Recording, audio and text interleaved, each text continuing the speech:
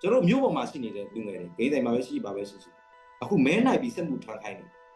ကိုမယုံကြည်တဲ့ကိုမုန်းတဲ့ကိုယွန်ရှာတဲ့လူတစုအတွက်ကိုကျွန်တော်တို့လူငယ်တွေရဲ့ဘဝတွေအသက်တွေအနာဂတ်တွေပိတ်ဆက်ကြကျွန်တော်တို့ပြည်သူတွေရဲ့အိမ်မက်ဖြစ်တဲ့လွတ်လပ်မှုတွေတန်းတူညီမျှမှုတွေဒါတွေကိုပုံဖော်နိုင်ဖို့အတွက်ကျွန်တော်တို့ရဲ့ဘဝတွေအနာဂတ်တွေ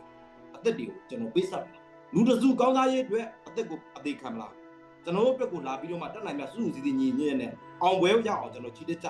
ဒီချိန်မှာကောင်းကောင်းရွေးချယ်တင်နေပြီးတော့ကျွန်တော်အနေနဲ့ပြောချင်တယ်အဲ့တော့ကျွန်တော်တို့နဲ့လာပြီးတော့မှပူပေါင်းကျွန်တော်တို့နဲ့အတူတူဖိတ်ခေါ်တယ်ကျွန်တော်တို့လိုချင်တဲ့ကျွန်တော်တို့သွားချင်တဲ့ကျွန်တော်တို့တိဆောက်ချင်တဲ့တိုက်ပြည်အနာဂတ်ကိုကျွန်တော်တို့အတူတူတိဆောက်ရအောင်မင်းအောင်လိုင်းနဲ့အပေါင်းပါတစုအာနာတီမြဲနေသမျှတော့မူရဲ့စေဝါရဲ့ကြီးကျွန်းနေနဲ့သူတို့ရဲ့စေအုပ်ချုပ်ရေးရန်တရားတည်မြဲဖို့အတွက်ကိုပဲကျွန်တော်တို့အသက်တွေဘဝတွေပေးဆက်ရလို့မြို့ပေါ်မှာအိပ်ပျော်မနေနဲ့အဲ့ဟာတွေကြားထဲမှာပျော်မွေ့မနေကျွန်တော်တို့ဒီကိုလာခဲ့အဲ့ဒါပြုံမှာခုနကမဲနိုင်ပြီး